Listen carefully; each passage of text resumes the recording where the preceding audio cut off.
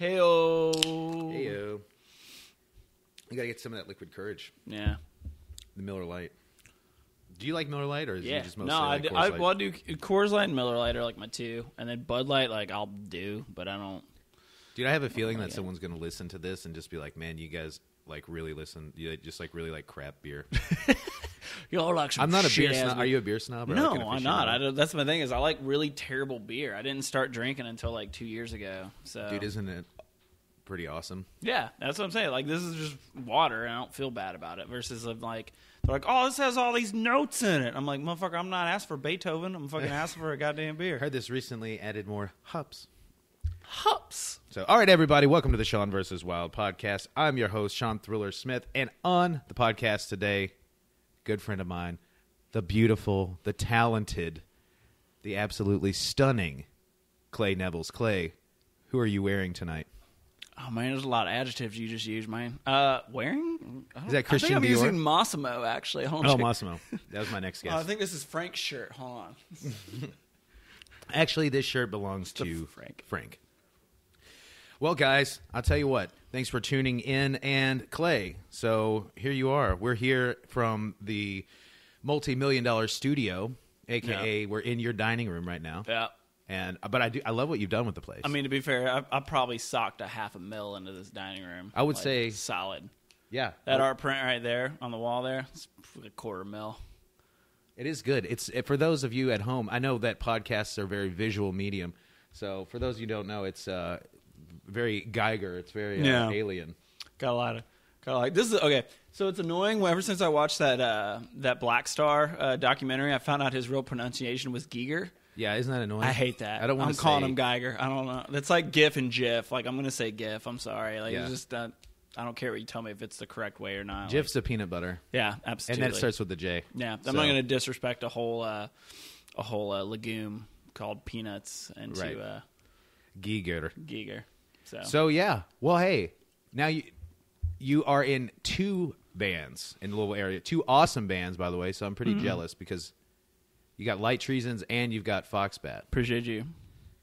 Actually, I'm gonna. Oh, sorry, what? I appreciate you for saying they're awesome. I'm actually gonna flip the script on you real quick because this is technically the first conversation you've had since the last Baby Ass show. That's true. How do you feel? You just performed 10 years? I mean, to be fair, it's been longer than almost 13 years. I've been playing shows with you. We've known each other for a long time. Okay, so I remember explicitly starting to play shows with you roughly around 2006, because that would have been whenever I was filling in with Anna Lynn, and it would have been Heartbreak Kid at that point in time. So, and that would have been 06. So that's 10 years. Right. And again, obviously it's just you and Kevin were the main people. Yeah, Kevin and I have been playing together since 2004. And as of this recording, it's still 2016, barely. So yeah, it's a solid 12. Solid 12 years. Yeah. Well, February is when we started, so it's going on. It would have been 13, but you know what? All good things come to an end. That's life for you. Yeah. But now I've got this new thing. Yeah. This whole new podcasting thing. I'm going to see where that goes. Yeah, support it. Last show was good. It was real wild. Hey, thanks, buddy. Kevin tackled me on stage. And for those of you listening, Clay also is probably the last man that I've kissed squarely on the lips. It was full on. It was full on. It was good. We were both real good. sweaty and underneath those lights and in front of a huge crowd. They loved it. Well, I just got done watching Cops. So that's why I was real sweaty. But that's true, and I was playing drums, so it all makes sense. It's even. It's even amount of effort. Was Anna Lynn your first band? No. Yeah. So I started. Is that where I met you, though? I would say that would have been. I'm pretty sure that's where we would have first met. I remember meeting Kevin, not necessarily even meeting Kevin, but seeing Kevin in Monroe in 2004, and that's where I first met Jared Howell, and that was at one of the bowling alley shows. And I remember being and that was actually the first time I saw Robbie play drums. He's in Foxbat now. I used to put on those bowling alley shows for the most part. Yeah. It was the one with East 146, Amherst, Monroe. Suburban Blood Drive probably played. I don't know if they did or not. The thing is, I didn't stick around. I think 812 Dirty Squad did. But I didn't stick around for them either. But yeah, that was the first time I met Jared Howell with Silent Line Auburn. Yeah, so he was in it, and I remember being just super impressed with him as a performer. So I talked with him a little bit because that was back in the day where you handed out flyers for Like, your there's show. paper. Yeah, like I had Tangible paper. evidence Yeah, that you like were I was handing alive, out that you flyers existed. for a show that I was doing in Salem, Indiana, with like the band I was in at that Hell time. yeah, brother. Yeah, hey man, we packed hell that, yeah. packed that mother out. Washington County didn't know what's up. So no, first I've been playing consistently, and I've been lucky enough to be playing consistently in bands since like 2000. Right. And that first band was a crappy new metal band that Robert Frakes was in, and we did that for a couple years. And I was in another band where I played drums for a while, and sang. I did the headset mic. It was real. Oh, stupid. the headset mic, It like was, Garth Brooks? Yeah, it was real stupid. I Hey, didn't man. look. It was not awesome. It's not stupid, okay? Garth, Michael Jackson, Yeah. Britney Spears. You're just following in Yeah, the yeah. footsteps Well, of greatness. I had a moment where I saw like it was like roughly around that same time I saw Under Oath play at Pappy's, and like I saw that. Yeah, that was. I was at that show. Suburban Blood Drive played that show, but I don't think you were in the band. I wasn't yet. in the Yeah. band, but I remember like their bass player's bass cabinet was blown. Under Oath's bass cabinet was blown that Yep. night. So I went up to Aaron Gillespie afterwards. I was like, "Hey man, I sing and playing drums too, man. Have you ever thought about a headset mic?" And he was just like, "Yeah, those are stupid." You ever thought about it? Yeah, I thought about it for 2 seconds. And then I realized I'm not an idiot, and I was just like, "Well, okay, like Well, great to meet you. pleasure to meet you." Isn't it great when you meet your heroes Yeah. and they turn out to be so fantastic? Yeah, absolutely. Well, and then the guitarist. But he did give you good advice. I mean, he did. It was a terrible idea. Like, you can't move your head. Like, it's like True. It's like watching a dude who has his head completely like stuck in one spot, and your body's just Like trying to move underneath. So. Yeah, like an astronaut helmet Yeah, or something, absolutely. maybe. Yeah. I mean, realistically, I would have been cooler wearing an astronaut helmet. That's true. It would have been a better microphone. Slipknot. Yeah, absolutely. It could have been that sampler guy with the nails going through it. That's true. But it all comes back full circle because some of those people you mentioned that you played with back in the day, they're Yeah. in Light Treasons now. Absolutely. Well, yeah. Well, so yeah, Jared's now in Light Treasons, which is awesome, and then Robbie is in Foxbat now. So, and again, Robbie, like that show where I saw him play with Monroe, I hadn't seen him since. Robbie's the man. Dude, and he is ever the since man. I remember meeting Robbie when he was like, I don't know, 15 maybe, and he's always been like one of the best drummers that I've ever Wow. seen. And he still is. He's Yeah. so good all the time. He's great at what he does, and again, and it's like at the end of the day, like you think of all the shows we've been to, like both of us combined have been to hundreds and hundreds of shows, whether we're playing them or just attending them. I don't remember a lot about stuff back in the day, like I've played a lot of shows where people have come up to me and been like, "Oh man, you remember when we played together?" And I feel like an asshole because I'm like, "No, I don't remember that." But I remember that exact show, and I remember specifically Monroe for 2 reasons. I remember Kevin because I remember being like, "Wow, this kid can fucking sing," and then I remember Robbie because I was like, "This is the strangest drummer I've ever seen because he's fucking ripping it, but he just looks so nonchalant while doing it."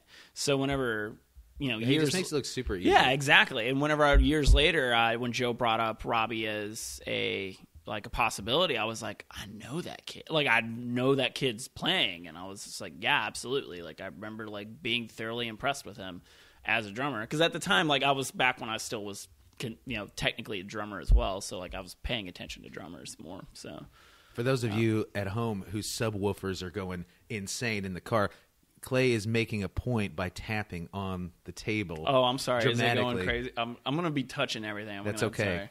But I'm just saying, man, if you hear the bass bumping in the car, you'll know what it is. He's just making it happen for you. Making it happen. So, but Light Treasons, so it's funny though, I've been listening to them. I wasn't familiar with Light Treasons until earlier this week, really. Yeah. But I've been listening to it, and it's like every single thing that I was interested in, like growing up, like 2004. That's the sound. Like if you read AP Magazine in 2004, that's the sound. Literally, we tell people we're your favorite band that was on Victory Records in 2004. Right. That's verbatim what we tell, because we've gotten that comparison of like, oh, you remind me of everything that I used to love back in 2004, and we're like, yeah, that makes sense, because like we're at the end of the day, like, we want to make relevant music, but we're gonna make the music that we really enjoy. So it's it's relevant now. Like it's all come full circle. Yeah. Everything we liked as a kid. I mean, that's how I feel like a parent, like my parents or something. Like everything that you liked as a kid is now relevant again. Yeah. And when I heard, been listening to you guys' stuff, and it's just like, it's hard to point one band in particular, but it is like if you read AP Magazine in like 2003, 4, 5. That's the sound. Which makes sense, because it's like when that band was kind of formed, the goal was to be a heavier Jimmy Eat World, and then kind of like try to be around like Amberlin. And I think we're probably closer to the Amberlin side now, which is awesome. Like at the end of the day, it's just like everybody wants to be Jimmy World, but you can't be Jimmy World because you're not Jim Atkins. So right. And to give my opinion, I know everybody's opinion is like one of those things like, what do you sound like? And then I'll tell you. Yeah, absolutely. No, yeah, I'll take it. But it kind of had like for me, like some like Marionette, the single Marionette, which there's a video on YouTube. I'll put it in the comment description, the links below. I don't know. That'll do. But so I'll talk about it later. Depending on the schematics of said webpage you're working on, I'll put it in the show notes. But it kind of had like almost like a Bayside type feel. I'll take that. Like. We've gotten that a couple times, and especially because like it's weird. We didn't set out to be a two distinct vocalist band. And Rob's definitely our singer, and we hold on, let's we got a cat trying to interrupt the situation. So Rob's absolutely the singer, and this, to give a little bit of backstory, this band started before I moved away for a while, and I was in a band before I moved away called Hark the Herald, and once that broke up, and I ended up moving away, Joel and Zach were like, well, we want to keep making music, and Hark the Herald still had some leftover songs that we never finished out, so they were like, all right, well, we're going to start writing on these. And so they hit me up at some point in time, and we're like, hey, like, we're using this stuff, like, just FYI, like, do you care if we mess with your lyrics and stuff like that, too? And I was like, oh, that's fine. So and they found a vocalist who's Rob, who's just far superior of a vocalist than I am when it comes to just natural ability. So they started working with him, and while I was still across the country, I knew I was going to be coming home eventually, and I would let him know. I was like, hey, man, like, I don't know what capacity I could be a part of this, but I want to be a part of this. Like, I'd like to play guitar, because I'm not really, like, I've never really considered myself a guitarist. Like, I've always kind of just, like, played guitar with people and been like, I'm mediocre enough, but I'm really, like, I kind of look cool sometimes, like, when I play guitar. So it's like, that's all that matters, I can right? hold a guitar. I don't need to, I can hold it. Like, I got a guitar man, with a strap on if you listen to Jukebox Hero, man, he didn't know, he just knew that one guitar, man, looked, it felt good in his hands. It blew him away, man. You know what I mean? And then you got to keep it rocking. You just got to keep on rocking. Never going to stop. So basically, they started putting stuff together from those old Hark songs. And once I finally moved back and we kept working and writing, it kind of became what it is. And I've never been a songwriter. Like, I'll write lyrics and I'll write melodies, and like, example with Hark the Herald, like, it would be, oh, we have these parts. Like, basically, Hark the Herald was a weird situation where none of us were songwriters, but we all, like, if one person had an idea, then the other people could create a song out of it. So when we started Light Treasons, it was kind of a similar situation. Like, none of us, I felt like, were songwriters, but Rob, the newer guy, the singer, would come in with ideas, and Zach and Joel could make an entire song out of it from just, like, a couple chords. So I got to the point where now I'm like, with Marionette, for example, like, that was my song that I brought to the table. Like, it's completely different from what it was, but it was a song where I brought the riffs, I guess. I brought the melodies and I brought the lyrics, and then we put it together into a song. The song is great, by the way. I appreciate you. Thank you. It's awesome. It's one of those things where, like, it's a new, like, I've been doing music for 16 years now, and it's like hitting milestones and achievements, like, is still something you can do, which is neat. Which is why I feel like music doesn't really get stagnant if you don't let it, because you can keep hitting those milestones. So, like, writing a song and bringing it to the band, and even, it'll change and they'll put their touch on it for sure. It is neat being like, oh, I wrote this, and I fully fleshed this out. That is a milestone. I mean, that's one that I never hit in my 13-year career. I've never sat down and been like, here are some guitar riffs. Mm-hmm. Being a drummer, of course. Dude, you could do that now, man. Hey, you can make it happen. I heard that happens from time to time. Drumming's a new guitar. I don't know if you knew this, man. Drummers are important, dude. I don't know if you knew that. Way more. Actually, they really are way more. But as a guitarist in the band, and again, I'm the worst at my instrument. I fully admit that. Like, if we didn't have a solid drummer, like, Light Treasons wouldn't, we wouldn't be good, because we wouldn't have a solid drummer. Like, to me, it's still the most important thing. I said it for years. So. I can barely play my instrument. Shenanigans. I'm just up there. Shenanigans. I can barely play my instrument. You're solid as fuck, and that's all that matters. That's all that matters. That's all that matters. I've seen charmer. I'm just saying, man. So I've seen charming. you do some stick twirls, some I lick my stick. drumstick, You lick your that's the drumstick, thing. which is dangerous, man. That's true. You and Joel both do that, and I'm like, y'all don't know nothing about them tongue splinters, brother. Man, you don't know, brother. Like, you ever been cutting down a tree in the forest, have it fall on your tongue, man? Man, them splinters don't come out for weeks. Thing is, if nobody's there, no one hears it, man. one They hears don't it. hear it land on your tongue. That's so true. So you guys have an exclusive single I do. that's going to be do. premiering right here Uh-huh. on the Sean vs. Wild podcast on the SVWPC. RESPECT. Dude, find out what it means to me. So, and this actually goes along with further what I was talking about. Like, this is another song that, so our song, we've been working on an album called Fortunes. And originally it was supposed to be a progressive release where we wrote and recorded a song every 6 weeks. And, pardon me, hold on a second. It's the Coors or the Miller Lights, man. Miller Lights make me bubbly in I've my been feeling tummy. that too. I was like, man, this Miller Light is really. It's real bubbles. So we basically have been trying to write and record a song every 6 weeks and release it, so we keep putting stuff out, and at the very end we'd have a physical release for it, and it was called Fortunes. And each song is a different tarot card, which has its own accompanying artwork. And you it's guys been like black metal or something? Hey dude, man, with all so these we tarot like the cards? first song was called Death. So we the Marionette was the second song I think we released. We've released 4, I believe, so far. Right? Sorry, I'm really bad at this. So hold on. There's the Marionette, there's Gravedigger, there's the Romantic. We've released 3 so far. We just released one called The Rebel over on a different podcast for KLL because it was very political based and we felt like it was relevant to go ahead and release given the current political climate.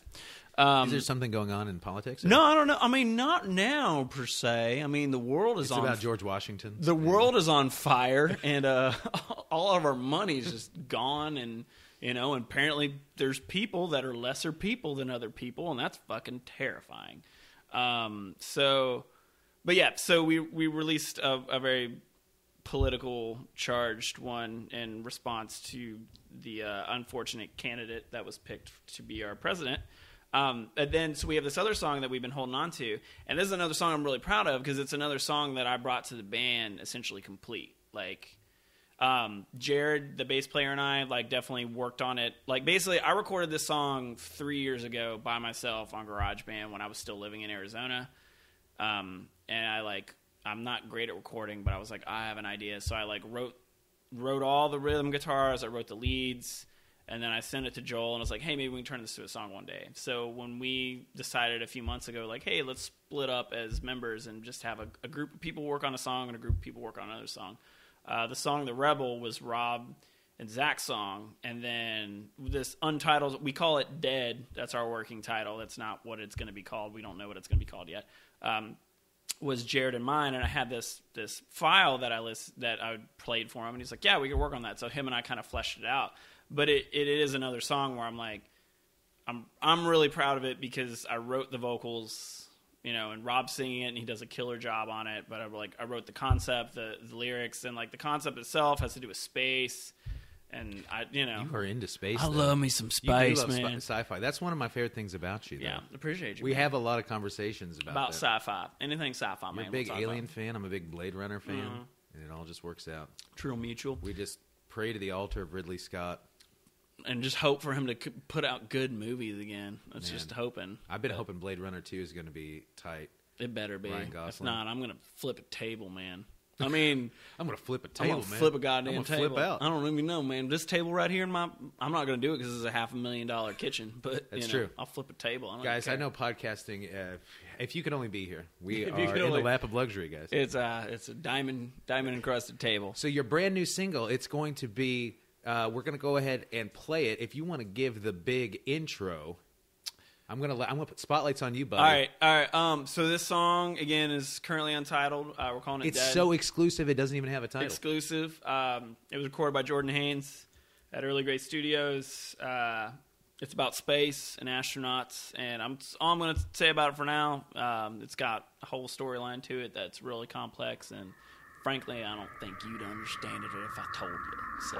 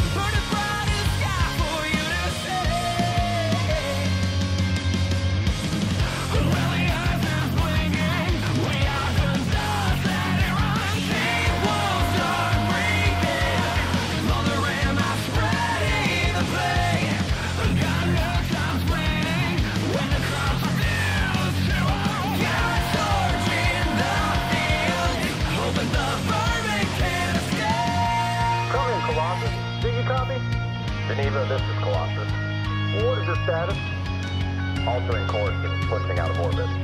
Wait, what is the purpose of this change of course? I've realized that completing this mission is an outcome much worse than avoiding it. But you can't do this, I'm sorry.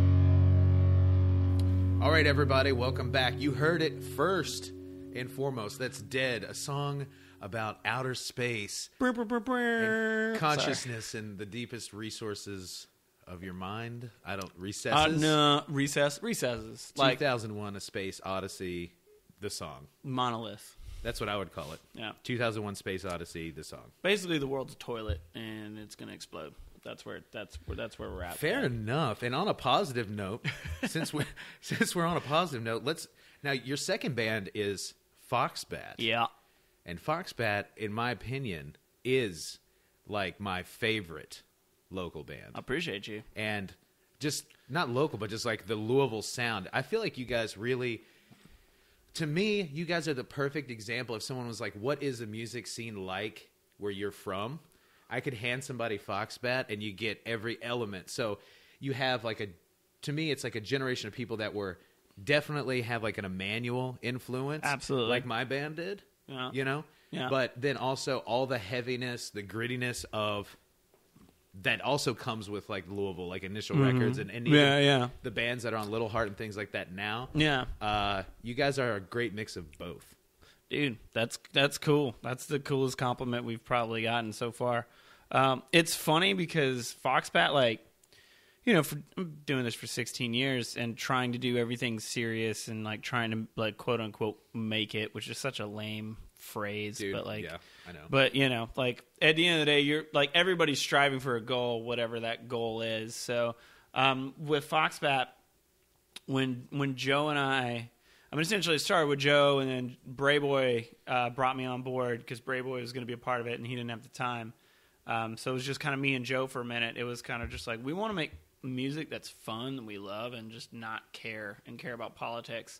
And weirdly enough, it's going really well. I feel like that's something that I've noticed too. When you strive so hard to just make it or be something. Yeah, it doesn't work. It doesn't work because you're forcing it. And well, so this is the example. I can talk about this now because it's not going to happen. We got an opportunity to buy onto a tour that would have been an awesome tour to buy onto next year. And we were like, all right, you know what? Screw it. Fuck it. Let's do it. Let's get the money together. It would have been a few grand, whatever. And we're like, let's do it.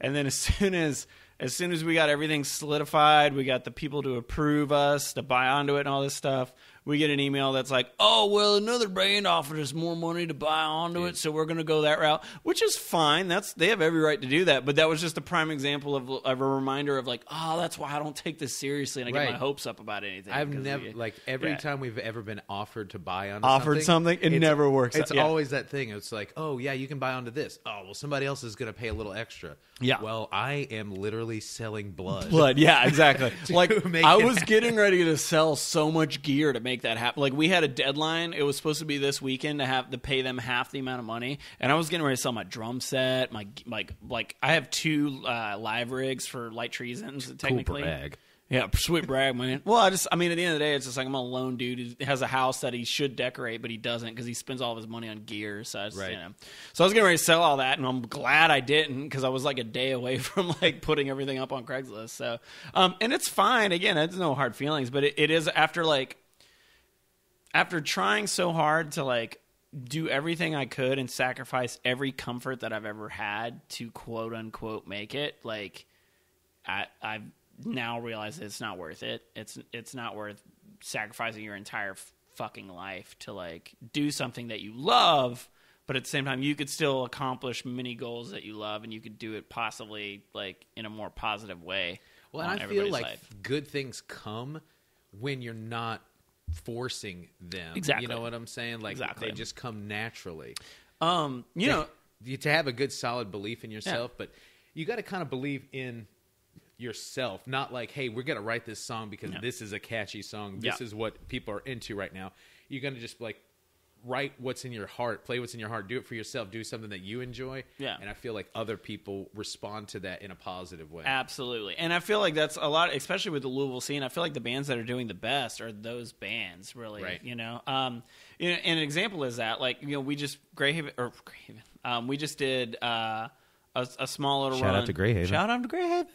Oh, they're relevant to this conversation, but we did a small little 3-day run, and Greyhaven did 2 of the dates with us. And it's like that whole thing started legitimately just because a booker out of Augusta, Georgia was like, hey, I really like your album.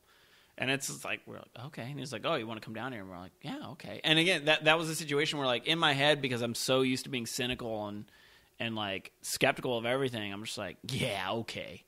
You know, and he's like, no, I'll pay your guarantee. Hey, I'll have you open up for 68. And I'm just like, who are you? It's like, who? Sir, I'm going to need to see some credentials. This is, sir, get off the emergency line. This is not a joke. Get off the shit. Get off the shit. But yeah, like, you know, that was an awesome thing that, like, at the end of the day, like, I've kept all of the goals with Foxbat really small. And, you know, maybe it's just like, hey, keep your goals real small, you'll hit them all. But, like, it's true though. Yeah, it is. You can't get mad at it. So, you know, like, I'm pumped that as positive as movement has been happening with Foxbat, like, I'm glad that it's been going definitely forward, and it's something that I'm really happy with. With Light Treasons, like, I'm less in the business side of it. I let Zach and Joel handle that because they're very much, they have a specific plan and agenda, and I support it. I don't have any qualms with it. But I told them when I joined, I was like, I came from a band. I was in a band called Omega that was out west in LA, and I, you know, pretty much like ran the business side of it and had to take care of that side of things. And after like doing that for 3 years, I was so exhausted and done with like having to micromanage everything. Right. That I was like, when I came back home, I was like, I just want to be a part of it. I just want to make music again. That's all. Like, as cliche as it sounds, like, I just want to make music. Well, also, too, you packed up like your entire life. Yeah, absolutely. You packed up your game. You head out west. I did. Kid Rock style. And I'm glad that I did, because at the end of the day, like, it, you know, when I'm old and fucking decrepit, so like 2 years from now, like when my body falls apart. When my body, it's already falling apart. So it's like, you know, when I'm old, like at the end of the day, like, if I never gain any other notoriety than what I did up to this point, both with, you know, with that, or like what Foxbat and Light Treasons are doing, or even with what I Omega did, like, I'm okay with that. Because I know that I did everything that I possibly could do. Like, before I joined Omega, I literally sat on the internet for a year, and I auditioned for every fucking band you can think of. I auditioned for The Word Alive twice. Got told no twice. Or no, they didn't really answer, I guess, but that was like a no. You know, like, I think it's a no. The word's still out. Yeah, though. When they don't respond, I'm assuming it's a no. Like, I auditioned for like 2 different, like, for bass and drums for them. I auditioned for fucking Human Abstract, and like, they were super cool. They told me no. You know, like, I harassed the fuck out of all the dudes in Sky Eats Airplane, and they were just like, leave us alone. We don't care, and we don't want you, which is totally fair. You know, like, I probably sent out like, and this is a dumb thing to be like, yeah, all these bands I tried out to and I didn't get, but like, you know, it was an honest struggle of me, like, being like, I want to keep doing this and I'll move anywhere in the country. And I probably tried out, between trying out as well as just sending audition tapes, and then just like resumes, and just literally reaching out to them. I sent out probably like 30, 40 emails, you know, like, within a year's time, like, trying to find a band that was interested in touring and you know, having goals and moving into like a professional level. So that Omega was the band that I found, and they kind of found me as well. So I was, at that point, I was like, well, I'm already living in somebody's guest room, like, you know, and I was paying them minimal amounts of rent when they were super fucking awesome about it. And I was just like, well, I'm like, either I can live in somebody's guest room here, or I could move out west and live on somebody's couch for, however long. And, maybe something will happen. And if not, at least I tried. So that's kind of where I have to bring up a story. Yeah, you do. I knew exactly where this is going. I have to bring up a story. Sometimes people ask me what is the craziest tour story I've had in my collective years. Yeah. And I have to say that this really probably is, and I had zero to do with it. And I don't really bring this up in conversation because I feel so super, super bad about it. No, it's fine. So if your brother and sister-in-law are listening, and I'm sure they are. Yeah, we're going to be confident. So I'm going to be very confident. Yeah. I'm going to go ahead and just I'm put gonna it make all sure in they black listen, here yeah. and just say that they're probably going to be. We're sorry, but tour story. So we happen to be in Arizona. Yeah. And Clay is nice enough while he's staying there at his brother and sister-in-law's home to have us over. Yeah. And we were watching Saving Silverman. I remember we watched Saving Silverman on Netflix. And about that time, I fell asleep. And I wake up at about 4 or 5 in the morning to Bray Boy just being like, Sean, you got to get up. You got to wake up, man. You got to wake up. I just sit my foot down on the floor to get up, thinking, oh, man, is this place on fire? What is going on here? And I sit my foot into a puddle of water. And then when the light flips on, there's like 3 inches of standing water. And this is a carpeted area. So there's just like so much water on the floor. It's just soaked. And so I'm like getting all my stuff out. And apparently Bray Boy had done laundry, and the hose from the back of the washing machine just fell off. I don't know how that happened, but somehow the hose separated from the washer, and the whole living room, that whole room flooded the kitchen, and then the back living room, There's like a back family room. Well, so that was thousands of dollars. Oh, absolutely! And we spent the next day. Luckily, we had a day after. We spent the whole rest of the day like tearing up the carpet. It was pulling hilarious it up to the concrete hearing floor. like Kevin's optimism of being like, I think we can save it, bro. Oh, we can totally save it. Man, I'm sure we can save it. We can just go get a shop vac and and we tried too. Like we got up real early and got that shop vac. And so Bray Boy knocks on my door at 4 a.m. and was like, "Hey Clay, we have a problem." And I was like, "What's going on?" And he's just like, "Just follow me." And I'm just like walking in this split Is the pillow splash. too soft? Yeah. Do you need another blanket, brother? Let me turn over your what pillow. seems to be the problem here? Yeah, officer. And so, it turned into having to literally ripped up all the carpet.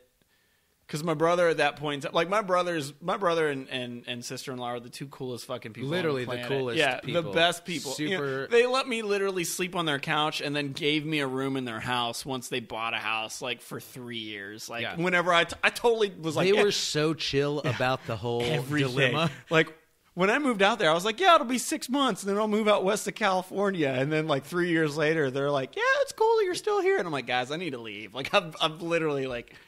I've been staying in your good graces for so long. I need to get out. I've had somebody flood your house. Yes. So, but we did get all the carpet and the got all the carpet, padding, whatever. Yeah, and so it was just concrete, just a beautiful concrete living room. Beautiful slab of concrete. Everybody in Arizona is doing it. Yeah, they hardwooded that floor though, didn't they? Yeah, they did. Well, again, it turned out to be a blessing in disguise because it was all carpet that they were planning on tearing up anyways. But the insurance covered everything, so they got all new hardwood floors on everything. See, guys, and so now they're pumped on baby. Yeah, they were like, just come on back. REC's kind of acting weird. If they want to go jab a screwdriver in it, it'll be great. I can't believe that.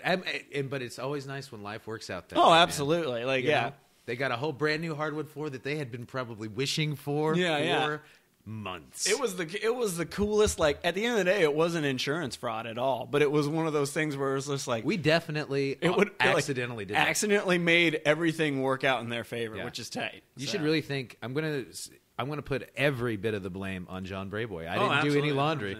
Well, no, I'll take some of the blame because I didn't tell. Because basically that you gotta kind of that washer. It's held on with the bread tie. That washer, like it was it basically like it would shake if you didn't set everything in there even, and that's what happened. And I remember when they started doing laundry, I was like, oh, I should probably let them know about it shakes real weird. But I was like, nah, they're fine. They'll figure it out. They're adults. They'll figure it out. Nah. Yeah, nah. Well, So hey, but all that, you know what? Life works out that way It sometimes. does. And that's what's cool. Everyone listening, that's a life lesson for you. Put that in your hat. Yeah. So back to Foxbat, though. Yeah. Where does the name come from? Okay. So, well, I have an awesome theory. Maybe my theory is cooler. Tell me your theory. I would like to think that Foxbat is what you would call a beautiful old crazy lady. Oh, that's She's real both an good. old bat and a fox. That's a way Foxbat. better. No, so it came from when we were trying to come up with a name. We originally were going to call the band Jules, and it was going to be like JWLZ or S. We couldn't figure it out. People are going to think you're a rap group. Yeah, exactly. It was one of those things where I was just Is like, JWL $? I love, yeah, exactly. I love the logo, but I was like, it just doesn't make sense.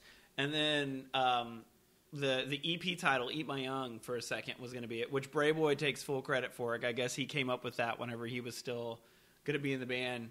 Bray Boy, there will be a check. Yeah, for no, he's $9. Every now and then he's like, remember the time I came up with that? And I was just like, that's awesome, man. But I mean, I changed it because it originally was Eat Your Young, and I changed it to mine. So it's like dun dun dun dun dun So your dun. version goes ding ding Ding ding ding ding ding instead of ding ding. you know, like Mine goes ding ding ding ding ding ding ding ding ding. ding ding. So, I forget what sparked this, but there's a game called Trials on Xbox Market or whatever. Xbox Live Yeah. Marketplace. And it's BMX. a dirt bike game. It's that game. yeah, it yeah, is it's dirt that bike. dirt bike game where you just do crazy maps. And one of the names of the dirt bikes is Foxbat.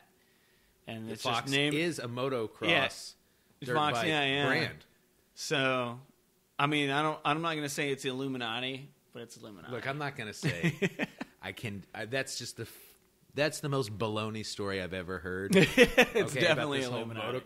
Yeah, Gotcha. But yeah, that's where it came from. And at the end of the day, we like, because the band itself, we're trying to keep it like not serious, I guess, in a way. We're like, that's kind of a Clown Shoes name. Let's just do that then. So You should have named the band Clown Shoes. I mean, dude, This is a total we Clown Shoes could have name. marketed Clown Shoes like We could have had our own shoes. yeah, or like we just give away the noses. You know what I mean? It's like burp burp and like have the noses. Guys, if you're listening, Clown Shoes is probably going to be an open band name. I'm going to say that it's probably not been taken, and it's probably a great marketing idea. So you mentioned Eat My Young. How has the album? What's the reception been on the album? Because personally, I love it. It's been awesome. And you have sweet cassettes too. Appreciate you. And shout out. Well, I appreciate you for having sweet cassettes. Yeah, shout out to fucking Brian Puckett. You know, fucking rest in peace. Like, for being the best fucking dude. Absolutely. He picked us up literally before we had played a show, and it was like, you know, obviously he already had a little bit of a relationship with Joe because he was in Hum Baby Yeah whenever you guys were on Little Heart. But we hit up Puckett. We had only recorded 3 songs. It was before Biff and Jeremy were in the band. And we hit him up and we're like, hey, we have these 3 songs we tracked with Jordan. We're really excited about this. Do you have any interest at all?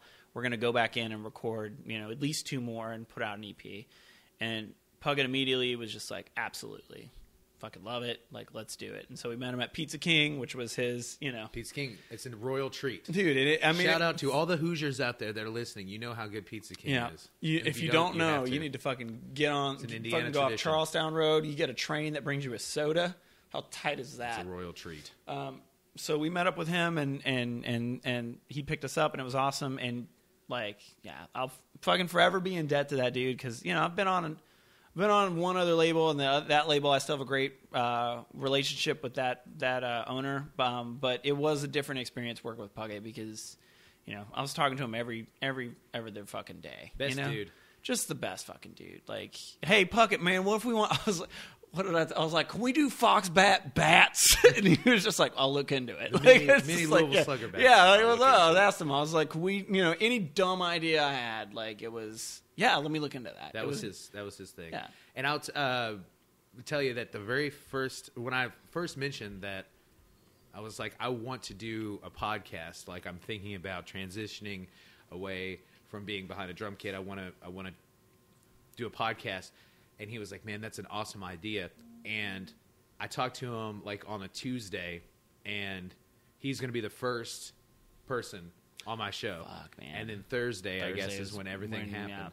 Well, so Light Treasons was actually, we already signed our contract with Little Heart, and that's like, we stopped doing the progressive release once we started talking with Little Heart, because we were like, okay, well, like, the progressive release was also really stressful, because we were like, hey, we have to write and record a song every 6 weeks, versus like normally when you go and record, you already have like 4 or 5 songs, so you can do everything at once, and it's a little bit longer in studio, but it's all... It's not start and stop. It's all kind of one fluid thing. Right. With this, like after we did like 5 or 4, I mean, we already had 5. So yeah, 5 songs. Like we were just like, this is just really taxing, and we're taking an entire year to release an album, and it's preventing us from like actually selling it and like promoting it. So when we presented Puckett, he was like, yeah, I'm on board. Like just don't release any more songs yet, and then record, however many more you want to do, and then we'll put out the full album. So the day that we were supposed to have the meeting with them was the day that, like, it was Sunday, and that was the Sunday that everybody found out. So it was weird, because that Thursday night I was talking with him, and I sent him a message, and he didn't respond. And normally if he didn't respond, it would, like, be within 24 hours. He would send a message back with an apology of why he didn't respond, which is like, dude, you don't have to fucking apologize. I mean, are you kidding me? Like, you handling 30 fucking bands right now. So, that over the weekend I'd sent him a couple more messages and just didn't. The only weird thing, and I'm assuming somebody maybe had his phone, is the message that I sent on Saturday was read. Like it on Facebook, like it showed that it was read. I'm not saying it's Illuminati. I'm not saying it's aliens, but it's aliens. So, but yeah, Sunday was the day that we were supposed to meet up and sign. So Light Treasons kind of right now is in limbo. We don't know what we're doing, because that was originally, we were excited to work with Puckett, and now we got to figure out a different avenue. But I feel like Louisville just in general is going to be missing a huge piece of its. He was kind of like the cornerstone. He was the cornerstone, and like the Little Heart show, the anniversary show.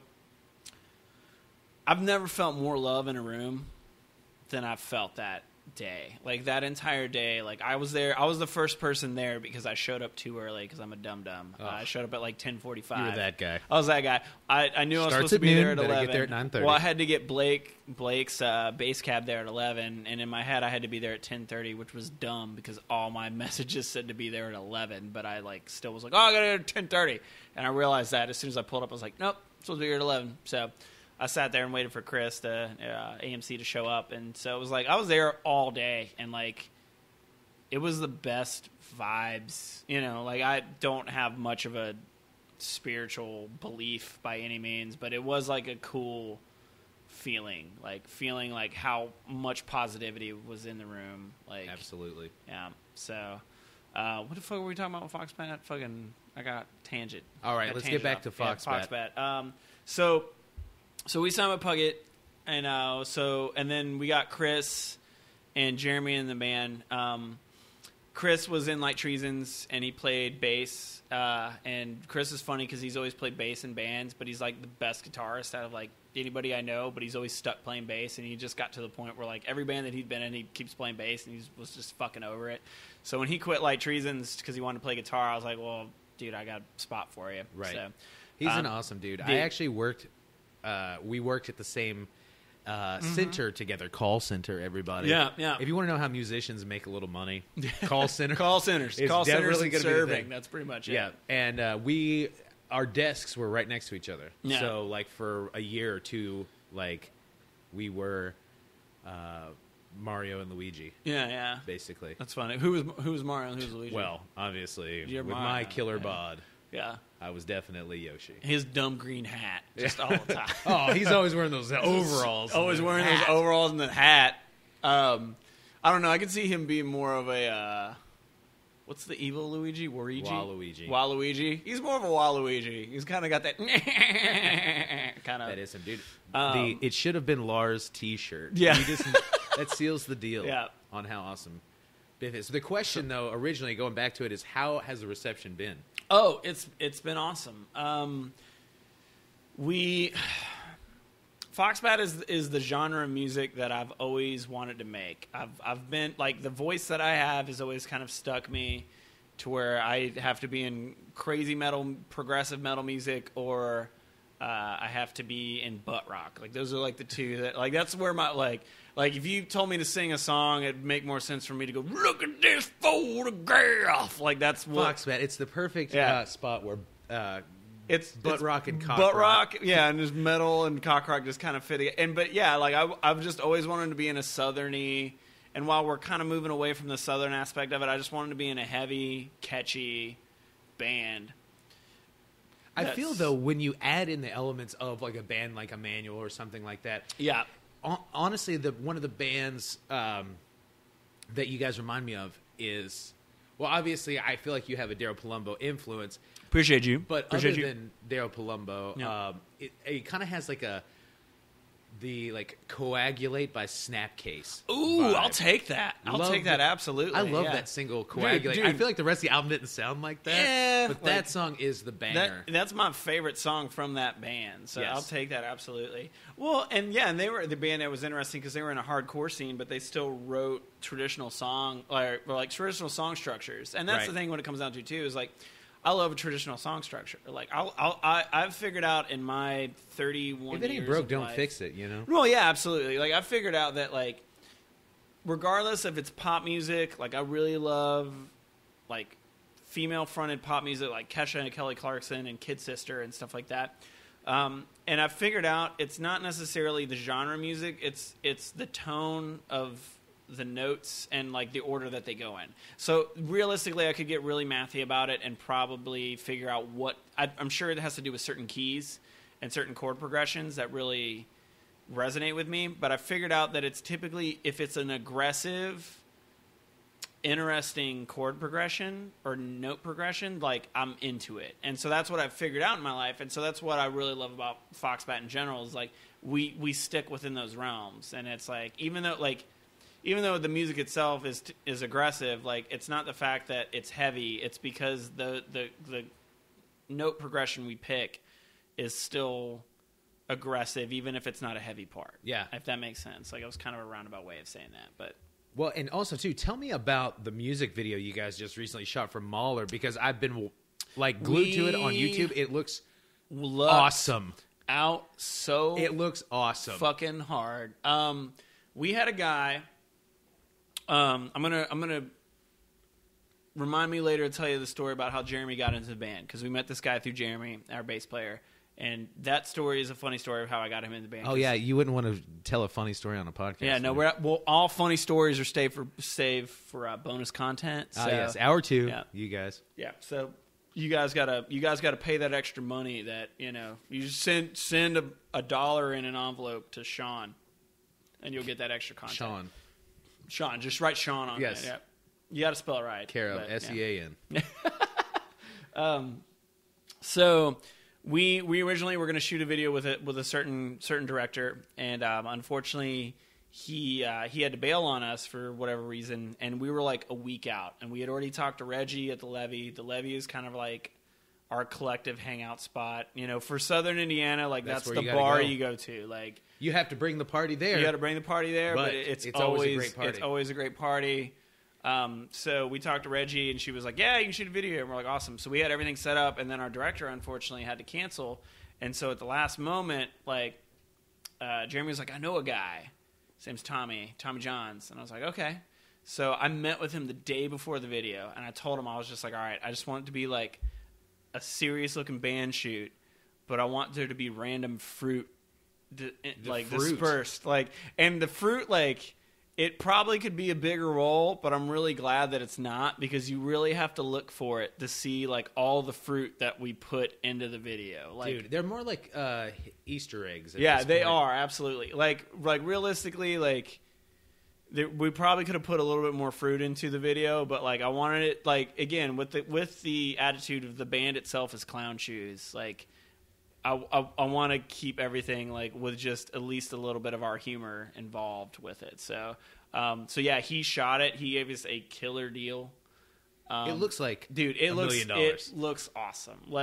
Because I had nothing to do with it, I can say yeah, that looks badass. But it's fantastic. Though. Yeah, he did a killer. He was like, "Oh, do you guys want to use a drone for an overhead shot?" And we were like, "Yeah, we do." Yeah, absolutely. Yeah, absolutely. You offered it, so we're going to yes. do. Yeah, absolutely. Like, you could ask me, like, hey, you guys want to use a colon camera? We'll go up through your colon. Hey, man, it's going to be like a colonoscopy I'll be cam. like, yeah, that's an option. Let's do it. Clay Jeremy, bend over. Yeah. That's all you. Or you can swallow it, I think, right? Yeah, it starts in the other way. Yeah. Well, guys, I'm going to put a link to MAULER in the description. Like I said, the schematics are sketchy at best right now, so there might be a description, there might be show notes. Either way, there's going to be a link to Foxbat's music video for MAULER. And I guess, let me ask you, ultimately, what is your ultimate goal with Foxbat? Well, okay. Is it global domination? Because that's what I was thinking. Global domination is in there. Okay, so I moved home a couple years ago, and then attempts to, like I said, to like say, fuck music. I'm going to do it for fun. I'm going to focus on my personal life. I'm going to focus on relationships, whatever. And then all that went to shit. So now... it is what it is. It's life. But now it's like, okay, well, I'm still alive. I'm fairly-ish young, You still got your good looks. I still got my my voice for radio, so that's tight. But yeah, the goal right now is like we already did a short run this year, and we were really happy with it. So our goal is to keep trying to pushing out further. And I don't know, like I can't say that there's any specific goals, but at the end of the day, I think it's what we have is good. And so with both bands, I'm like, well, I have nothing else going on in my life. So Right. I got a sweet cat who's pretty cool. We hang out. He visited us on the table. Yeah, he visited us on the table. I don't know where he's at. Actually, he's over there sleeping on the couch. So partied out. He's partied out. He drank too many bursts. But yeah, like I don't really have anything else going on in my life right now, and I'm okay with that. Like it's like cool. Well, you have two awesome bands, so that definitely appreciate you. That definitely helps. So where can people check out Light Treasons? Where can people check out Foxbat? LightTreasons.com will get you to all of our social media. Foxbat, we're not as fancy. You can go to Foxbat Music on Instagram. You can go to Foxbat Music on Facebook. If you just Google Foxbat, you get this weird fighter plane. I guess there used to be an old... Yeah, man, it used to be an old fighter plane called Foxbat. It's pretty fucking tight, man. So it's pretty badass, you ask me. So yeah, that's where you can find us. YouTube, Foxbat Music. So it's just search Foxbat or Foxbat Music. All right, everybody. That's it. That's Clay Nevels from Foxbat and Light Treasons. Make sure you check them out.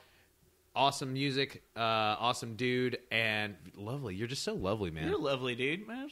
And what are you wearing? Was that Christian Massimo? You said? No, that's got to be that's Target, man. Target, brother, man. That's where that shirt came from. It hit the spot. Hit your spot real good. All right, guys. Thanks for tuning into the Sean vs. Wild podcast. Thanks for having me.